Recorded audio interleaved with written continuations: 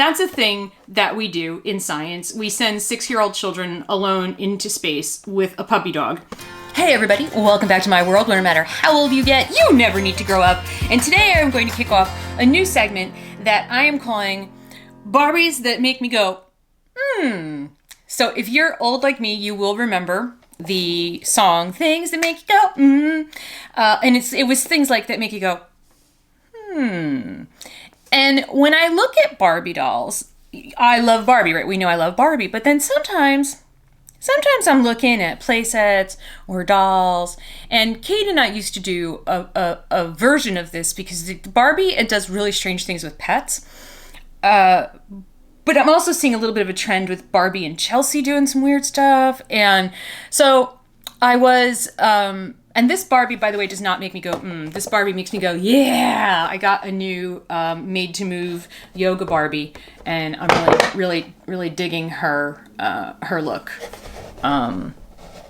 Really digging her look. So she is not here as a Barbie that makes me go, She just happens to be in my pile of new Barbies. And the reason I like this Barbie is because, to me, she looks more, she's obviously a person of color, but she looks more South Asian than black. And really digging that, and starting to collect more dolls that look that way. So, because I live in a really high area, like everybody around me is like from somewhere in Asia, or the Middle East, or Poland, Russia. It's kind of cool. We live in a really cool, very integrated kind of, just all kinds of people. But anyway, so one of the things that I noticed about Barbie and Chelsea is they keep losing things. So we had, like 2 years ago, I think it was Barbie and the Lost Puppy Rescue, right? So they were like, it was Barbie and the Lost Puppy. So there was a whole thing, and they had to go find the puppies, and there were dolls and play sets and all kinds of stuff. So, okay, that kind of made sense. There was a camper, I think there was a camper or a van, right? That made sense to me. You lose puppies, you go on an adventure to find puppies. This gives us the opportunity to have Barbie and Chelsea and Stacy and whoever else we want. Dolls, we get to have Chelsea gets to have friends, we get to have a bunch of pets and play sets with pets, right? So that kind of made sense to me. So I'm surfing on Amazon, I'm looking at the new Barbies, and I come across Barbie and Chelsea and the Lost Birthday. How do you lose a birthday? Now, I have not watched this movie yet, but it looks ridiculous. Now, I'm sure for very young kids, this movie looks like it could be fun. Because it looks like maybe, I don't know, are they flying off to Chelsea's birthday party and they get marooned on a tropical island with elephants and monkeys and giraffes? But that's what comes in this set. So, yeah, so let's pop this one open. So I don't really know the plot of the movie. This is for ages 3 and up, I believe. I will put a link to it down below. It's probably, it's 3 and up. It's probably, if you're a little kid, it's probably really, really fun. I'm sure that when I donate this, because probably not keeping this, but I'm sure when I donate it, kids will have a lot of fun playing with. And so if you have young kids, this looks like it could be a fun set. But how do you lose a birthday? I feel like Barbie and Chelsea need some sort of an intervention because first they lost the puppies, now they lost a whole birthday. And I just don't know how you do that. I'm very confused about how this all comes to being. I'm going to now have to watch a Barbie movie to understand. And I'm not against watching Barbie movies. I don't have anything against Barbie movies, but let me tell you, the Barbie movies of late have not been anywhere near the quality of Mermaidia, Fairytopia, Mariposa. Oh, the 12. I did not like the Dancing Sisters movie. That one didn't do it for me, but I know a lot of people really like that one. I mean, Barbie and the Magic of Pegasus, that kind of, for me, was like the Barbie movie heyday. What was the one with the two sisters who used to sing? That was a great Barbie movie. Oh my gosh, this Chelsea is so cute. Oh, I love Chelsea. She's so cute. Look at this chubby little, I don't mean chubby. I'm not fat shaming a child. But I love that Chelsea looks like a little kid. You know, she got the pinchable cheeks, you know, she got the like, she's not like a skinny little kid. She's like a fun, healthy little kid, but she can't seem to keep track of her stuff. And her older sister Barbie, who's supposed to be helping her with that, is really failing. You are failing your sister. I mean, you are a lot older than Chelsea. So like, you should be really paying better attention. So these Barbies are definitely Playline Barbie. This is a like, you know, knock around the backyard Barbie. It's not like a fashion doll Barbie. They're the same kind of plastic as like the color reveals pretty much. You know, they got box hair, but they're cute. They're sisters. They're so cute. They're so cute, but I'm still confused. And then we've got the pets here. Well, they're not pets. They're wild animals. So now we are going to give children this fantasy where, but I think we've always done this with children, where you can go on a lost weekend of some kind with your older sister, like as if your older sister's ever going to take you on a birthday trip to the jungle. And here's the other thing that's kind of a little bit confusing for me is, and I mean, I'm not a zoologist. I'm not a zoologist by any stretch of the imagination. I suppose there is a world where lions, elephants, giraffes, monkeys all hang out together on the beach. Right? Right? I don't know if that I've ever seen a picture of an elephant on a beach. Or a giraffe. Tigers on the beach, I think. I think an elephant on the beach would be very interesting. I would like to see an elephant on a beach. I'd like to see an elephant try and walk on the beach. The monkey, maybe. But I think, you know, like there's jungles. I feel like we go into the jungle and that's where the animals are. And I think maybe they come to the edge of the jungle, kind of where it meets the beach, looking to eat people. That would be the tiger, not the monkey or the elephant, or the giraffe. And maybe the monkey comes out onto the beach to steal people's food and their stuff. But I don't feel like they would really like be hanging out at a birthday party on the beach. I just, you know, so I'm just not sure kind of like what we're setting up, you know, kids for from an educational perspective. I think we are, but this monkey is very cute. This is a cute monkey. The giraffe's freaking adorable. The giraffe is really cute. And we always make elephants purple because we're afraid to make them gray because I don't know what. But he's a bad luck elephant. He's supposed to be curled up so he can. And then I guess, so this says Chelsea on it. Is this the cake? What is this? And then this is a present, but it's hollow. And so is the cake. Much like the premise of this movie, where they go on some sort of lost weekend.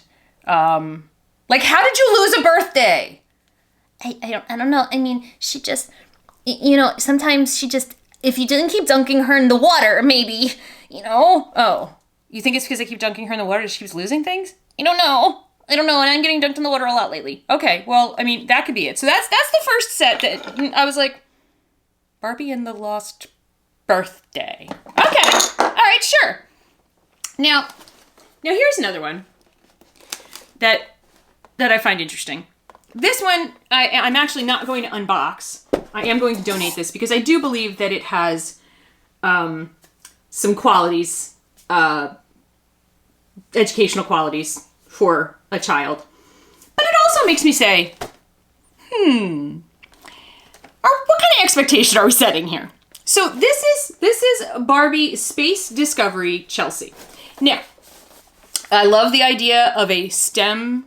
I know we're all about the STEM and girls. I know girls can be engineers too.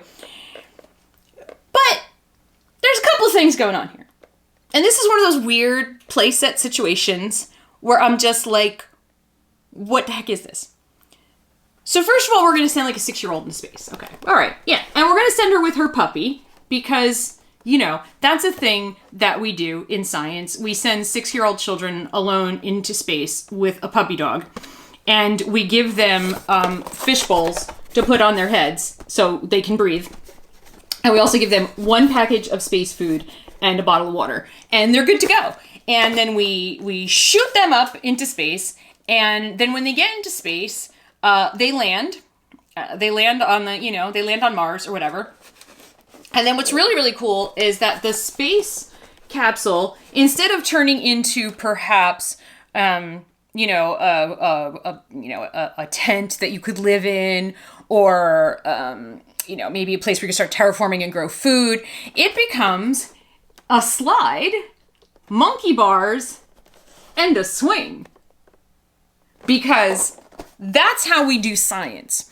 When we send people to other planets, when we send people to the moon, for instance, I mean, you've seen the way they were bouncing around on the moon. Neil Armstrong, like, he was just hopscotching across the moon, right? He wasn't doing any kind of science. He wasn't doing any experiments. He was eating really cool astronaut food, drinking from a reusable water bottle because we don't want to litter on the moon, and playing with his puppy on a swing, because Barbie is absolutely adamant that animals like swings. How many toys have we had, Barbie toys, in all these years, where it's an animal swing or merry-go-round or zip line? It's like, why would you do any of those things to an animal? And I'm wondering, do kids do things like put their dog or their cat in like their swing on the swing set and like try to torture the poor thing into doing like,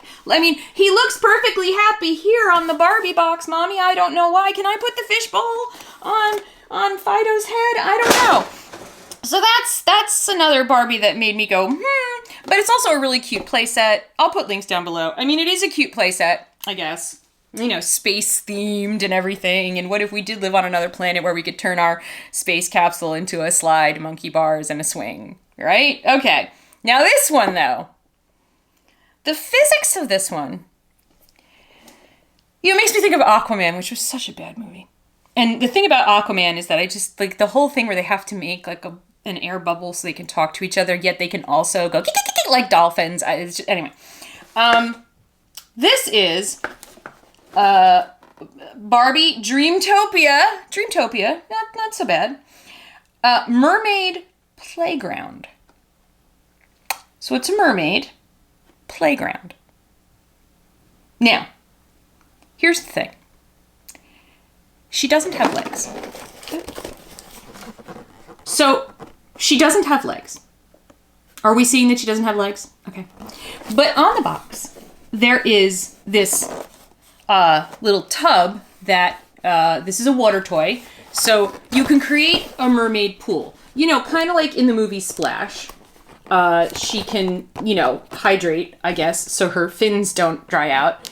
Now, this is not a doll where, like, you can transform her into a little girl by pulling off the tail. No, she is a mermaid. She's a mermaid. She's a mermaid who somehow, I don't know how, is going to, and she has a what is that, a chipmunk?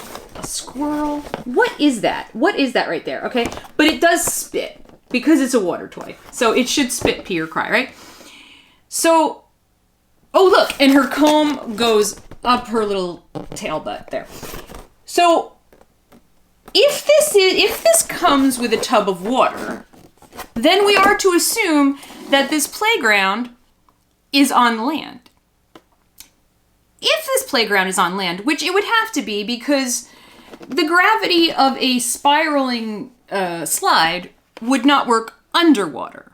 We just float off of it. There would be no way for that to work. So this has to be above ground. But also the swing, right? The swing wouldn't really work under the sea. So this has to be a land toy. This is happening on land. Okay. And Barbie, you know, you can be anything. So somehow, this poor little Chelsea has to flap her way across the sand with her little helpless flapping chipmunk or whatever he is. And then I'm not sure, it doesn't look like there's a ladder. I don't know how the heck they get up to the top of the slide. Maybe they just have really strong upper body strength and they can scale the tower. It looks like, I can't tell if you're supposed to put water in here or not. Maybe you are, but I really don't understand how that helps. But somehow, if you want to go on the slide, you have to scale the tower with just your fin and your arms. And if you're this guy, I mean, his arms are very, very stumpy. And then you go down the slide and you go splash into the water, which is good so you don't end up just like landing in a bunch of sand, because when I think about it, if I am a mermaid and I am moist and then I go down this slide, which is going to be very uncomfortable, and there's all kinds of friction things that I'm questioning, but maybe she'll be slippery and she'll go down the slide. But then if you land in like sand or dirt, now there's just like all kinds of like sand and dirt like up in your fins and stuff, and that just seems like it would be uncomfortable. So it's good that she lands into a small pool of water that is much smaller than she is. I don't see any possibility for any kind of a problem there. And then she can have tea, so she has to like flop herself across the sand and then somehow haul herself up into one of these chairs to have tea. Because you know how when you're on the beach, flopping around without legs, covered in sand, and it's all like up in your gills and well, they don't, I guess she breathes air, but she must have gills too if she's a mermaid. And it's all like in your fins and your scales and you know, it's just, I mean, you know what it's like when you're at the beach and like the sand gets in your bathing suit. Can you imagine it getting between your scales, right? Like, wouldn't that be uncomfortable? And then, so you really just want to sit down and have a cup of tea, you know, on the beach, because really that's what I want to do after a long day of playing with my spitting chipmunk on a slide.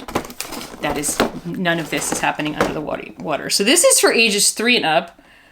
I mean, I'm sure it's a lot of fun. This could probably be cool if you take it in the pool, take it in the bath, this mermaid playground that we have here. And I know that everybody loves mermaids. Kids love mermaids. Sail away with Chelsea and her big sister Barbie to magical lands where adventure never stops and imagination soars. Imagination really soaring here, completely defying all the laws of gravity, physics, water, just everything, really. And hydrodynamics, all that kind of stuff. So I just stood there looking at it. And like, I know, like, kids in the preschool are going to love playing with this, and they're not going to think about any of these things, but it just made me go, And the first question really was, how'd she get on the swing? That was my first question. And then I saw him up on the tower, and I was like, how the heck did he get up to the top of the tower? I mean, I know, it's magic, it's Barbie, but hey, you know, if she can lose a birthday, yeah, they can do this, definitely. So, yeah, so that's my Barbies that make me go, video. Hope you enjoyed, and if you as a parent sometimes question the logistics behind what's going on with some of the playsets that Barbie puts out. I think like the princesses, like the Hasbro Disney princesses, have their playsets make a little more sense to me. But lately the Barbie playsets are just good. There's like, I got one over here that I'm going to do a video on for happy kids. And there's a zip line involved and animals. We're putting animals on a zip line. Like, I don't know why. Why are we doing this? I don't know. Anyway, hope you enjoyed this little lighthearted look into the weird world of Barbie toys. And I will see you again very soon. Stay well. Love you. Bye.